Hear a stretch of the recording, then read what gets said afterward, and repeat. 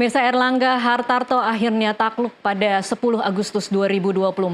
Ketua Umum Partai Golkar itu menyatakan mundur dari Golkar, partai yang dibawanya meraih kursi lumayan signifikan dalam pemilu legislatif Februari lalu. Sebelum mundur, ada rentetan sekuen berikut. Yusuf Hamka didaulat menjadi calon gubernur yang akan berlaga di Pilgub Jakarta. Kemudian tiba-tiba Golkar berubah haluan.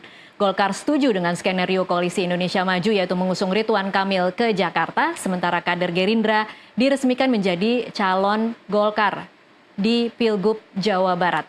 Apa yang sesungguhnya terjadi di tubuh Partai Golkar? Benarkah ini semua merupakan kejadian biasa? Untuk membahasnya kami mengundang pakar komunikasi politik Gun Gun Herianto dan nanti juga akan bergabung Wasekjen DPP Golkar Sebastian Salang. Saya akan sapa dulu. Selamat sore dan selamat ulang tahun Mas Gun Gun. Selamat sore, selamat ulang tahun juga untuk Mbak Tasya. Iya, kita sama-sama ulang tahun. Semoga sehat, sukses dan bahagia selalu ya Mas Gun Gun. Kita rayakan di layar NTV. Iya. Nah, sebelum kita mulai perbincangan ini, Mas Gun Gun, kita akan sama-sama simak pernyataan berikut ini. Hartarto, setelah mempertimbangkan dan untuk menjaga keutuhan Partai Golkar dalam rangka memastikan stabilitas transisi pemerintahan yang akan terjadi dalam waktu dekat, maka dengan mengucapkan Bismillahirrohmanirrohim, serta atas petunjuk Tuhan Yang Maha Besar, maka dengan ini saya menyatakan pengunduran diri sebagai Ketua Umum DPP Partai Golkar. Pengunduran diri ini terhitung sejak semalam, yaitu Sabtu 10 Agustus 2024. Selanjutnya sebagai partai besar yang matang dan dewasa, DPP Partai Golkar akan segera menyiapkan mekanisme organisasi sesuai dengan ketentuan ADART organisasi yang berlaku. Semua proses ini akan dilakukan dengan damai, tertib, dan dengan menjunjung tinggi marwah Partai Golkar. Demokrasi harus kita kawal dan kita kembangkan terus-menerus. Partai politik adalah pilar demokrasi kita. Indonesia adalah negeri besar. Kita harus memastikan bahwa demokrasi kita terus berjalan dari satu generasi ke generasi berikutnya. Partai Golkar sejauh ini telah menjadi kebanggaan kita semua, serta menjadi kekuatan terdepan demokrasi Indonesia. Selama 60 tahun, kita telah membuktikan semua itu.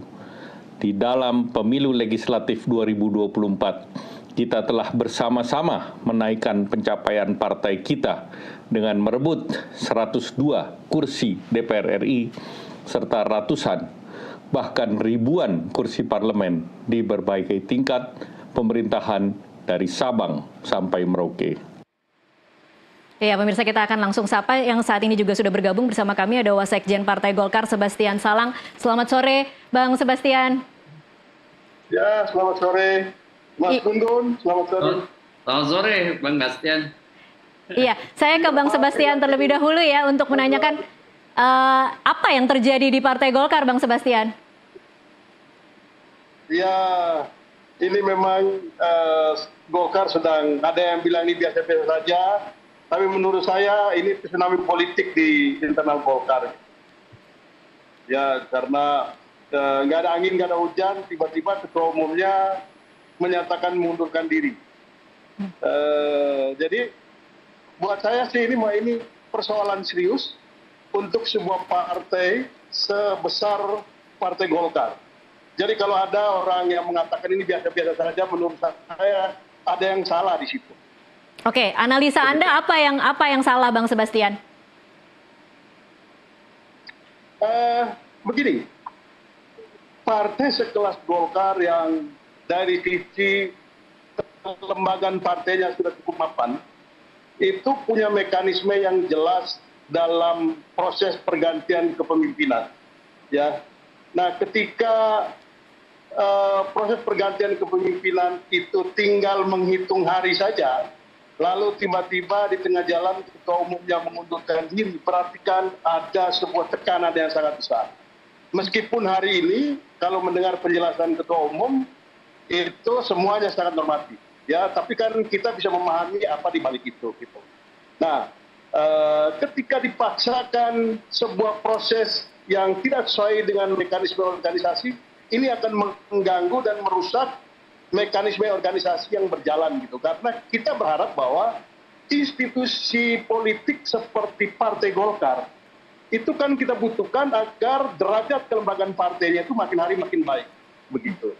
Tapi dengan proses seperti ini akan merusak mekanisme internal partai itu sendiri. Gitu. Lalu kemudian yang kedua, ya Pak Erlangga sebagai ketua umum dia mundur dengan baik-baik, tetapi kan semua orang akan bertanya apa di balik itu. Kalau tidak ada sebuah kekuatan yang besar yang memaksa dia mundur, nggak mungkin. Begitu. Dan ini tinggal menunggu waktu aja, publik semua akan mengetahui apa sebetulnya yang terjadi di balik itu. Iya, kalau Anda sendiri di dalam, Bang Sebastian, Anda sendiri yang berada di dalam Partai Golkar, kekuatan besar itu kekuatan besar apa sih, Bang Sebastian? Nah, ini yang sedang kita ini yang sedang kita urai karena di internal Golkar saat ini kita fokus. Besok kami akan mengadakan pleno untuk merespon pengunduran diri Pak Ketua Umum, lalu kemudian setelah itu kita akan bicara soal siapa PLT-nya gitu. Nah, itu yang sedang dipikirkan hari ini. Lalu kemudian partai ini kan semua partai maksud saya itu kan sedang menyiapkan pilkada. Karena itu ya partai harus tetap berjalan. Kalau ditanya apakah ini goncang secara organisasi, ya hal seperti ini memang di Partai Golkar itu sering terjadi, tetapi bukan berarti menurut saya ini dianggap biasa-biasa saja. Ini harus menjadi pelajaran penting gitu. Kalau partai seperti Golkar aja bisa begini, gimana partai yang lain?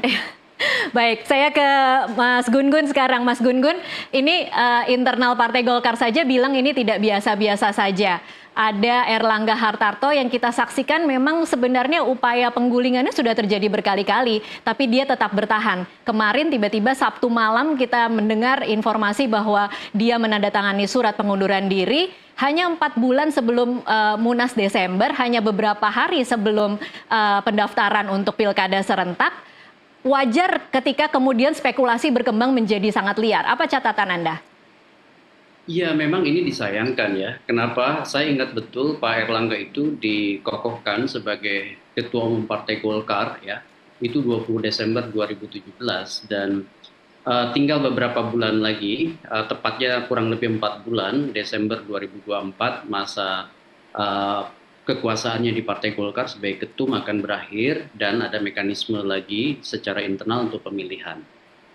Nah, dari sisi normativitas tata kelola tentu akan jauh lebih baik jika posisi regulernya perubahan kepemimpinan itu melalui mekanisme organisasi yang disepakatin. Tentu saja kalau dalam konteks Partai Golkar adalah Munas batasnya. Tadi sudah kita dengar juga Bang Sebastian menjelaskan dari sisi sebenarnya internal, kalau disebut indikator-indikator keberhasilan seorang ketua umum, sebenarnya kan Pak Erlangga tidak buruk ya. Iya. Sebut aja misalnya memperoleh suara baik ya di pemilu 2019 itu 85 kursi. Kemudian kemarin di 2024 terjadi peningkatan menjadi 102 kursi. Belum lagi dari sisi misalnya power sharing sebagai salah satu indikator kepiawaian partai dan itu sangat lazim dalam tradisi Partai Golkar. Posisi beberapa menteri yang diperoleh oleh Partai Golkar termasuk Menko yang dimana diisi oleh Pak Erlangga. Jadi kalau itu kemudian dijadiin semacam indikator kesuksesan seorang ketua umum, prestasi Pak Erlangga menurut saya tidak buruk-buruk amat ya. Kemudian lagi transformasi misalnya kelembagaan di internal, sebut aja misalnya ada Golkar Under 40, kemudian ada Golkar Institute ya sebagai sebuah proses kaderisasi dan transformasi kelembagaan para politisi muda di Partai Golkar itu kan terkanalisasi dengan baik. Iya. Jadi kalau kemudian ada tiba-tiba ya Mbak Tasya mundur, tentu saya melihat pertimbangannya bukan dalam konteks KPI seorang ketua umum, tetapi lebih politis ya. Oke. Artinya ada faktor politis yang jauh lebih dominan dibanding indikator kesuksesan seorang sebagai nahkoda partai. Baik, Mas Gun-Gun, kalau kemudian kita memahami ada kekuatan besar seperti yang tadi dikatakan oleh Bang Sebastian Salang, mari kita percaya bahwa memang ada kekuatan besar yang kemudian mendesak seorang Erlangga Hartarto untuk mundur hari Sabtu malam. Mengapa harus sekarang? Apa yang kemudian diinginkan oleh kekuatan besar itu sehingga seorang ketua umum Golkar harus mundur sebelum hari Minggu? Sebutlah kalau memang faktor yang membuat seorang Erlangga itu mundur adalah kekuatan besar yang itu di luar kendali Partai Golkar sendiri, artinya sebut aja penetrasi kekuatan eksternal pada internal, begitu ya. Nah, kita harus cari tahu dulu apa persoalannya, begitu ya. Nah, kalau misalnya sebut aja seorang Erlangga misalnya teridentifikasi ya sejak 24 Juli 2023 diperiksa oleh penyidik Kejaksaan Agung, apakah kemudian guliran isu ini yang kemudian berkembang dan itu kemudian menjadi alat tekan pada seorang Erlangga yang kemudian harus mengundurkan diri. Nah, ini apakah kemudian kalau misalnya memang wilayahnya murni hukum, tentu kita patut apresiasi. Tetapi kalau kemudian yang terjadi adalah politisasi hukum untuk kemudian penetratif ya dari kelompok di luar ke dalam institusi Partai Golkar, tentu ini patut disayangkan. Kenapa? Partai Golkar itu kan punya kesejarahan transformasi kelembagaan partai yang sangat panjang dari sejak Orde Baru, sejak Satuan Kekaryaan ya dengan pilar militer, birokrasi, teknokrat gitu ya, yang mungkin dulu dikenal dengan jalur ABG, ABRI, birokrasi Golkar, dan tradisi itu panjang sekali dalam konteks historisitas kelembagaan politik yang terjadi di Indonesia. Jadi kalau misalnya Golkar surplus para politisi senior, dan harusnya memang Golkar itu menjadi semacam satu di antara partai yang punya tradisi kaderisasi yang mumpuni, menurut saya rasa-rasanya kok kemudian kalau mundur tiba-tiba tanpa kemudian ada reasoning yang jelas ya dari sisi kelembagaan, aneh gitu. Kalau misalnya yang sebelum-sebelumnya kan ada konflik nih Mbak Tasya ya. Contoh misalnya waktu Munas Ancol ya dan Munas Bali itu kan melibatkan dua aktor dan circle faksi yang bertarung, Abu Rizal Bakri dan Agung Laksono. Pun demikian pada saat misalnya awal 99 pasca reformasi, mungkin Edi Sudrajat ya yang kemudian akhirnya keluar dan membentuk PKPI, kemudian ada MKGR, ada Min Sugandi ya, dan itu kemudian juga menjadi partai baru. Demikian juga pada saat misalnya rivalitas penentuan ketua umum dan terus terjadi misalnya keluarnya orang-orang yang senior itu Partai Golkar seperti mungkin Prabowo, Surya Paloh, dan itu jelas itu konteks politiknya. Sekarang tiba-tiba kalau misalnya mundur mungkin pertama karena momentum. Ya, kalau misalnya kekuatan besar itu diidentifikasi menyangkut momentum ya di depan mata, apa yang harus dibaca dari momentum itu? Satu tentu adalah Oktober akan terjadi transisi orang yang berada di puncak hierarki otoritas dari Jokowi ke Prabowo.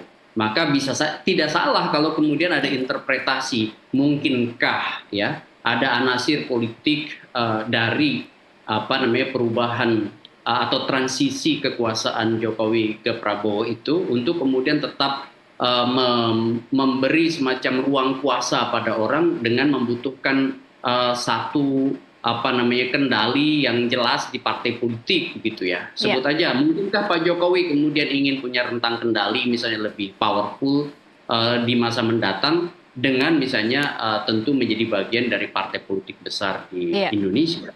Nah, dalam konteks ini wajar kalau kemudian orang menghubungkan dengan itu. Makanya tadi Bang Sebastian, coba lihat dalam beberapa waktu ke depan. Atau yang kedua, hubungannya tentu dengan konstelasi proses kandidasi bulan Agustus ini menyangkut pilkada, dan itu kan kita bisa lihat banyak sekali variabel yang dibaca berkelindan antara proses pilkada dengan proses pembentukan pemerintahan, di mana akan terjadi yang disebut dengan transisi ya dari sosok Jokowi ke Pak Prabowo. Nah, persoalannya adalah apakah faktor ya transisi ini kemudian berujung pada keperluan ya legitimasi kekuatan besar yang menjadi the big three ya, tiga besar di konteks politik Indonesia, dan Golkar adalah salah satu partai yang sebut aja pasar bebas, semua orang bisa kemudian dengan kuasa politik dan caranya masing-masing itu bermain untuk kemudian menguasai Partai Golkar. Baik, Gitu. baik. Kita masih akan lanjutkan. Kita akan bicara juga nanti soal apa implikasi dari mundurnya Erlangga Hartarto terhadap mungkin formasi di Pilkada 2024 yang diusung oleh Golkar. Sesaat lagi pemirsa tetaplah bersama NTV Prime.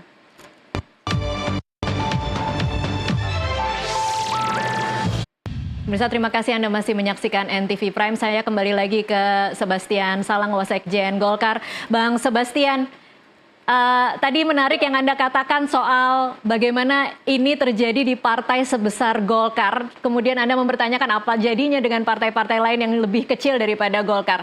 Menurut Anda pelajaran penting apa yang bisa diambil oleh, mungkin pelajaran penting apa yang boleh diambil oleh ketum-ketum partai lain dengan kejadian ini, Bang Sebastian? Ya, saya ingin mengatakan bahwa semua ketua umum itu tidak aman. Tidak aman ya? Dan ternyata partai politik di Indonesia ini memang betul-betul tidak otonom. Mereka sangat tergantung dan bergantung kepada penguasa ya. Atau kelompok apapun lah yang kuat di luar dirinya. Ini pelajaran penting. Sehingga kapan saja tanpa melalui mekanisme partai dia bisa dicopot gitu. Entah dengan cara mengundurkan diri baik-baik lah, apalah, itu kan basa-basi aja. Ini kan cara aja ya, begitu. Tetapi yang menurut saya kan kalau hal seperti ini dibiarkan dan menjadi tradisi yang biasa dalam perpolitikan kita, maka ini ancaman serius menurut saya bagi lembaga demokrasi seperti partai politik. Baik. Karena partai politik itu menjadi begitu rapuh dan otonomi dirinya menjadi hilang. Ketika partai politik tidak punya kemandirian, tidak punya otonomi dalam menentukan sikap politik, sebetulnya makna partai politik itu menjadi nggak ada. Oke. Begitu. Bang Sebastian, saya dapat informasi bahwa ada skenario mengusung Ridwan Kamil, kemudian calon wakil gubernurnya seharusnya adalah Kaisang, tapi kemudian karena Erlangga Hartarto sempat menyebut inisial S, kemudian ini adalah imbasnya, kemudian dia diminta mundur sebagai ketum Golkar. S dari PKS, Bang Sebastian, Anda bisa mengkonfirmasi soal ini?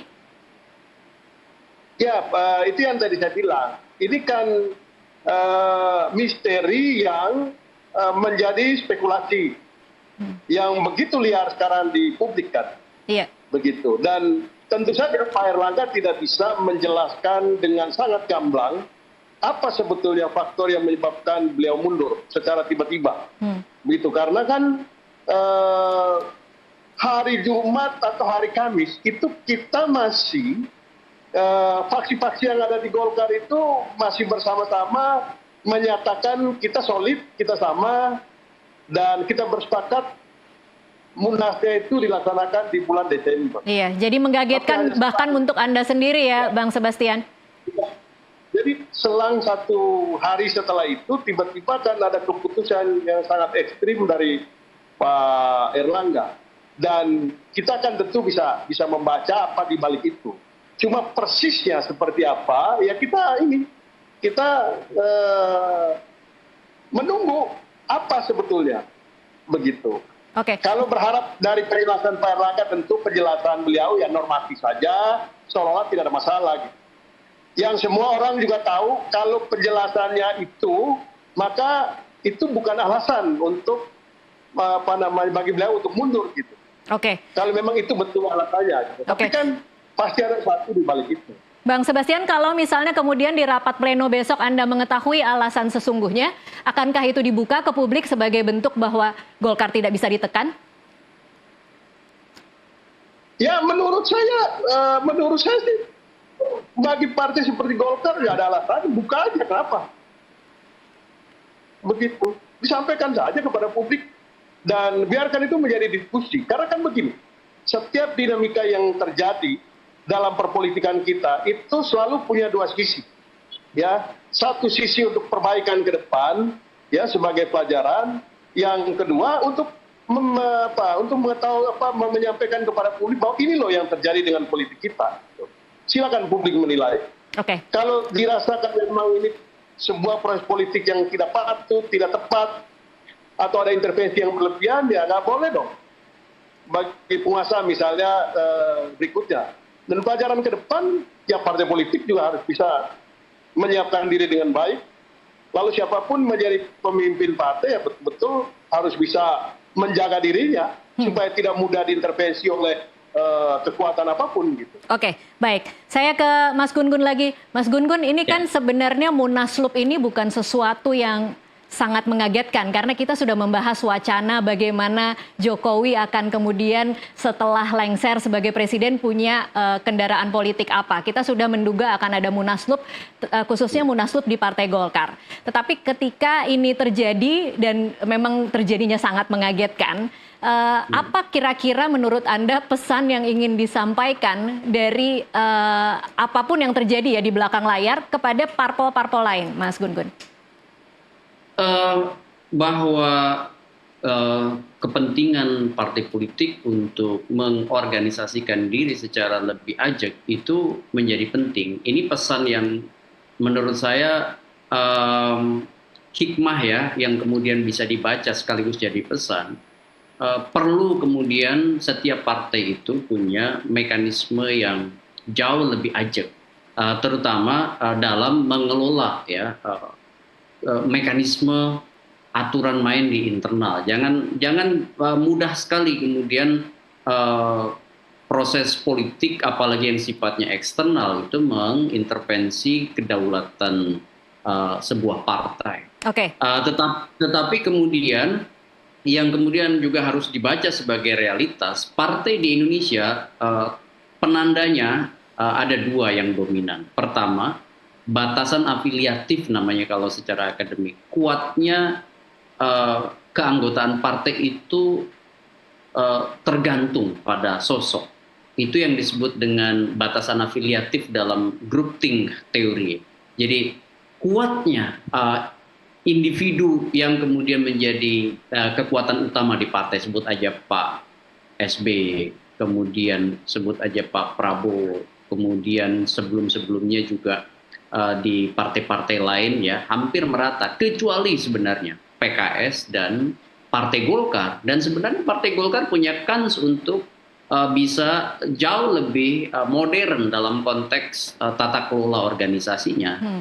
Amat disayangkan kalau kemudian Golkar juga runtuh dengan cara-cara yang sifatnya bukan karena internal, tetapi lebih karena faktor politisasi eksternal. Oke, baik. Mas Gun-Gun, mari kita bicara atau loncat lebih jauh lagi soal nama-nama pengganti ketua umum.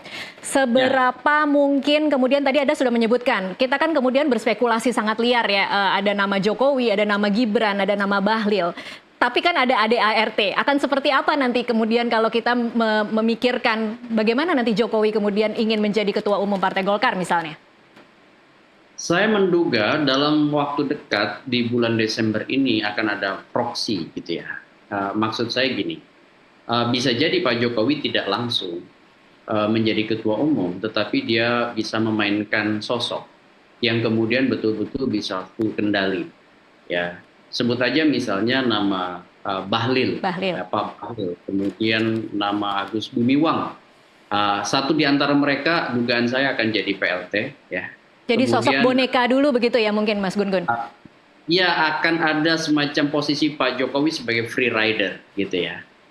Dan itu mungkin nanti penentuannya di bulan Desember akan terpilih ketua umum definitif yang bisa benar-benar dikendalikan untuk kemudian menjadi semacam mekanisme pertahanan diri seorang Jokowi itu terrepresentasi dari orang yang menjadi nahkoda Partai Golkar di bulan Desember nanti. Nah, selanjutnya bisa aja kemudian ada mekanisme Pak Jokowi masuk ke Partai Golkar, begitu ya, dan nanti mungkin akan dalam tanda petik diberi karpet merah untuk berada dalam posisi, sebut aja Ketua Dewan Pembina atau anggota Dewan Pembina dulu, kemudian jadi Ketua Dewan Pembina, dan kemudian nanti dengan sendirinya pelan tapi pasti kekuatan Jokowi menjadi nyata di Partai Golkar. Gitu. Oke, Bang Sebastian, komentarnya Bang Sebastian.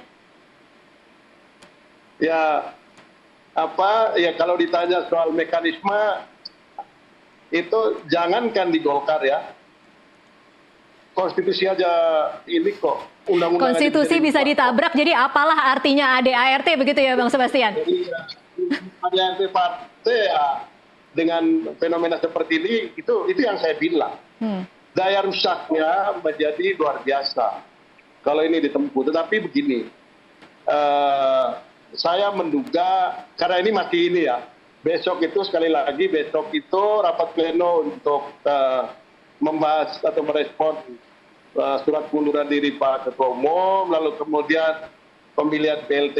Dari situ nanti akan ditentukan kapan munaslupnya, begitu. Oke. Dan ini pasti tidak menunggu waktu yang lama. Nah, kalau di munaslup itu kan pertama kalau sesuai dengan aturan partai kan dia harus 5 tahun menjadi pengurus, tidak pengurus partai gitu. Dan kalau misalnya ketentuan itu tidak dipenuhi, maka akan ditempuh jalan misalnya merubah dulu ADART-nya. Oke. Ini jalan. Ya, itu artinya memang ada kekuatan dari luar Partai Golkar yang memang ingin memaksakan diri. Tapi kalau tidak, ya didoronglah skenario yang ya cari orang dalam. Oke. Begitu. Baik, Dan tapi kalau bicara soal calon ketua umum tidak kurang-kurang. Calon ketua umum di Golkar ini kan banyak sekali. Iya, Bang Sebastian, tapi kalau bicara tentang 3 nama tadi, Jokowi, Gibran, dan Bahlil, kira-kira di internal Partai Golkar bisa menerima 3 nama ini, Bang Sebastian? Kita belum sampai membahas nama-nama itu ya. Belum sampai ke situ. Isu yang berseliweran sih, nama-nama itu disebut, tapi belum sampai ke tahap itu pembahasannya. Tapi kalau Anda memahami psikologi di internal Partai Golkar, kira-kira akan diam dan menerima atau akan ada pergolakan, Bang Sebastian? Saya melihatnya kalau level ketua umum saja sudah bertekuk lutut, yang lain-lain pasti akan menerima. Begitu, meskipun orang seperti saya, menurut saya, ya mesti nggak bisa dibiarkan begitu saja. Begitu. Bagaimana kira-kira cara tidak membiarkannya, Bang Sebastian? Bagaimana cara melawannya? Paling tidak saya tetap menyuarakan hal-hal yang harus disuarakan ke publik. Kalau ternyata ini memang pada akhirnya efek dari ini semua merusak kelembagaan demokrasi dan menjadi pelajaran yang buruk bagi demokrasi kita ke depan, ya tugas kita ya harus menyampaikan apa yang harus disuarakan gitu ya. Oke. Saya nggak tahu yang lain-lain, ini kan tanya sikap saya pribadi. Kalau melihat yang lain ya mudah-mudahan kita punya suara yang sama. Oke. Begitu, jangan biarkan partai ini menjadi kehilangan marwahnya, diobok-obok begitu saja, lalu kemudian dibiarkan dikendalikan. Selama mengikuti mekanisme partai yang benar ya ayo kita berproses. Oke. Tapi kalau tidak ya harus disuarakan dong. Baik, Bang Sebastian, ini pertanyaan terakhir nanti juga untuk Mas Gun-Gun. Kira-kira akan ada perubahan formasi calon untuk pilkada karena sekarang Erlangga sudah mundur?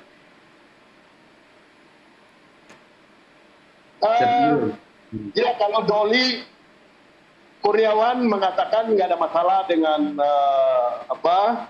dengan formasi pilkada itu, mestinya itu jadi satu jaminan. Tapi namanya di dalam politik, dinamika itu bisa saja berubah. begitu. Oke, baik. Saya ke Mas Gun-Gun. Mas Gun-Gun, kira-kira Anda membacanya akan ada perubahan tidak dengan keputusan Golkar mendukung calon-calon untuk Pilkada 2024 pasca mundurnya Erlangga Hartarto? Kalau untuk Jakarta, saya lihat posisi perubahannya tidak akan signifikan. Artinya calon gubernurnya masih tetap Ridwan Kamil. Ya, jadi Golkar dengan investasi di Ridwan Kamil tentu punya opportunity. Kemudian Apalagi kalau inisial S itu Anda membacanya seperti apa, Mas Gun-Gun? Nah, soal wakil itu menurut saya masih akan sangat panjang, ya. Apakah kemudian bergaining position antara PKS misalnya menjadi bagian atau tidak jadi bagian dari kabinet Prabowo itu juga akan jadi faktor determinan. Belum lagi misalnya barter kuasa yang dimiliki oleh PKS di daerah lain, contohnya misalnya di Jawa Barat. Apakah posisi PKS punya calon sendiri atau mendukung nama yang didukung oleh Partai Golkar? Ya, itu akan menurut saya di situ letak atau faktor determinannya. Oke. Jadi perubahannya di beberapa daerah menurut saya tidak akan banyak berubah. Contoh Sumatera Utara tetap akan Bobi, ya kan? Kemudian Banten juga tidak akan berubah lagi menurut saya, ya. Golkar dengan Airin begitu ya. Yang paling jelas saya melihat Jakarta yang menjadi pertaruhan sekarang. Kenapa? Karena ini kan bicara soal spotlight ya, politik nasional. Tetapi saya kembali ke akar persoalan. Ya, mungkin sebagai standpoint ya saya bahwa saya melihat Golkar itu juga tidak akan pernah satu suara ya dalam konteks konflik yang terjadi. Sekarang mungkin aja sebagian diantaranya diam, tetapi yakinlah Golkar itu selalu memelihara konfigurasi faksi itu dengan keterujian sejarahnya. Contoh misalnya ada Soksi, ada Kosgoro, ada macam-macam di situ gitu ya. Dan pada akhirnya akan mencari yang disebut dengan patronnya sendiri-sendiri. Dan sejarah Partai Golkar, kalau kekuasaan terbentuk, pasti akan ada upaya dari rezim berkuasa untuk menguasai Partai Golkar. Sama seperti Pak JK dulu ya. Waktu terpilih Jokowi JK, kemudian di saat itu juga dia mengambil Partai Golkar. Begitu. Dan selanjutnya. Oke, jadi menurut Anda sebenarnya tidak akan terjadi apa-apa dengan Partai Golkar karena memang sejarah membuktikan tidak akan terjadi apa-apa ketika ketuanya berganti-ganti. Justru saya ingin tadi merespon Mbak Tasya, apakah semua akan berada dalam satu frekuensi? Menurut saya tidak. Gitu. Bahwa sekarang mungkin dalam jangka pendek bisa aja under control, tetapi tidak akan terlalu lama. Menurut saya karena faksi-faksi itu akan bertarung sendiri setelah jelas konfigurasi kekuatan politik pasca Oktober. Oke, baik. Kita akan sama-sama saksikan nanti seperti apa pasca Oktober dan seperti apa dan siapa juga yang nanti akan menjadi ketua umum definitif Partai Golkar. Terima kasih Mas Gun-Gun Herianto, pakar komunikasi politik, dan juga Sebastian Salang, Wasekjen Golkar, untuk waktunya bersama kami di NTV Prime. Dan pemirsa, tetaplah bersama NTV Prime. Usai jeda kami masih akan kembali dengan sejumlah informasi lainnya. Sesaat lagi.